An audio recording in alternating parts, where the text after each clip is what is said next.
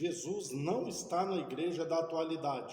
Ela não precisa de Jesus para crescer e para se manter. E você pode entender o porquê que eu estou dizendo isso aqui hoje, no meu, no seu, no nosso Momento com o Evangelho.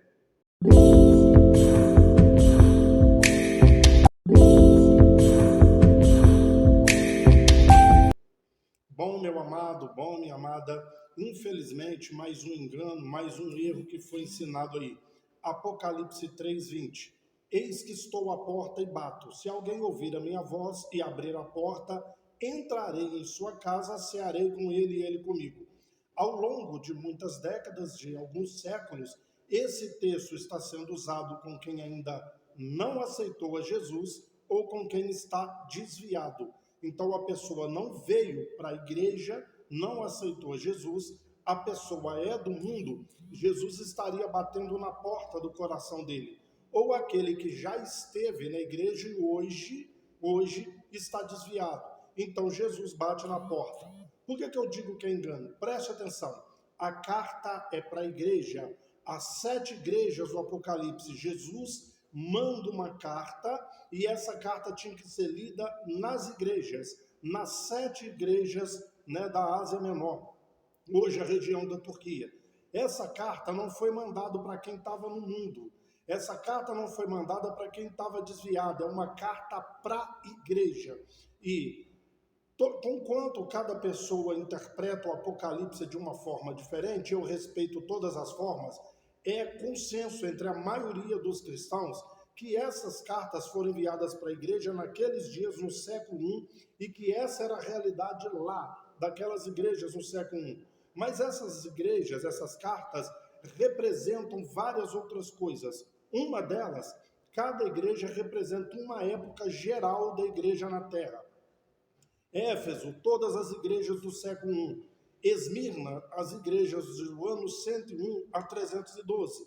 Pérgamo, do ano 313 a 450, 500. E por aí afora vai. Laodiceia, a pior das 7 igrejas, representa a igreja do final do século XX até o dia da volta de Cristo. Estamos vivendo a era da pior igreja. Estamos vivendo o momento do pior das igrejas. E o problema é que Jesus está batendo na porta da igreja e ela não deixa entrar. Agora você começa a entender. Jesus é o Evangelho é Jesus.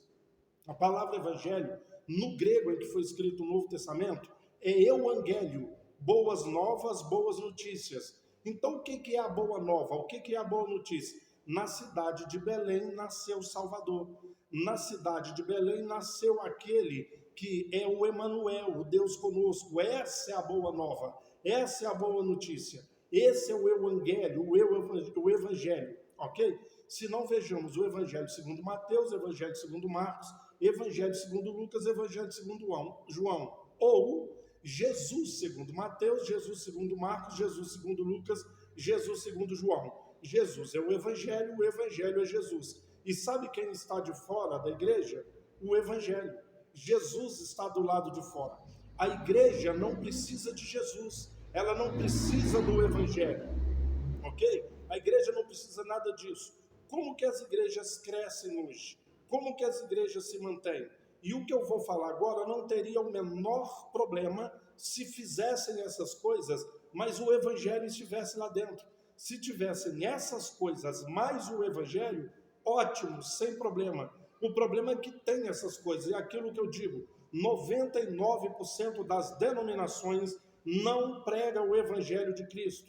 99% do que é ensinado, o que é pregado nas denominações, não é o Evangelho, não tem nada a ver com o Evangelho, entende? Sabe o que uma igreja precisa para ela se manter, para ela crescer, para ela atrair pessoas? Bons prédios, prédios luxuosos, prédios grandiosos, com conforto, cadeiras, bancos confortáveis, aparelhagens como instrumentos, aparelhos de som, telões, televisões, então coisas que possam chamar a atenção das pessoas. Então, jogo de luz e tudo que você pensar, instrumentos de última geração, Então, o que a igreja precisa para se manter, para atrair as pessoas? Shows, né? Em vez de louvor e adoração em espírito e verdade, e eu não tenho nada contra isso, para Deus o melhor, entende? Para Deus o melhor. Volto a dizer, se o evangelho estivesse sendo pregado também, tudo de bom, mas às vezes você vai e sem julgar, sem criticar, pessoas que não têm nada a ver com Deus, não têm nada com o evangelho, mas cantam bem, tocam bem, dá um verdadeiro show, é uma coisa feita para atrair pessoas, entendeu? Então precisa de ar-condicionado, precisa de tudo do bom, sabe? Departamentos infantis com brinquedos, com jogos, com tudo que você pensar.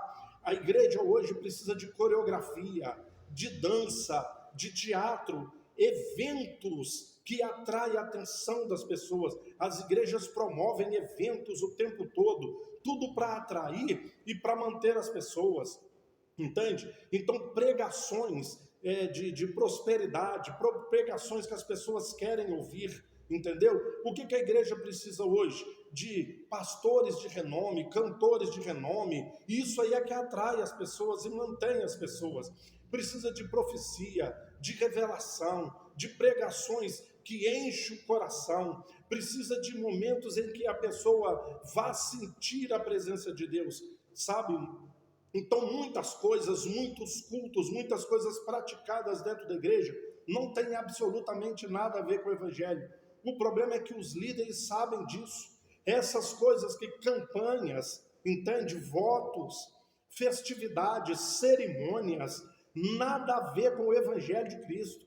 E a maioria dos pastores sabem, mas isso tanto atrai as pessoas como mantém aquelas que já estão. Você acha que eles vão parar? E o Jesus, o evangelho, continua batendo na porta, mas as pessoas não deixam ele entrar. O que Jesus está dizendo? Pouquíssimas pessoas vão abrir a porta do coração. Eu vou entrar na casa deles, eles vão cear comigo e eu com eles. Não é um texto para desviado ou para quem é do mundo. É uma carta para a igreja, entende? Então, quanto mais luxos, quanto mais atrativos, quanto mais benefícios para uma instituição oferecer, mais ela atrai pessoas, né? Mais ela mantém as pessoas. E poder de Deus para algumas, né, as pentecostais, quanto mais tiver eventos que façam pular, gritar, cair pelo chão, falar em línguas, mais atrai as pessoas, entendeu? Infelizmente, essa é a realidade da igreja evangélica brasileira.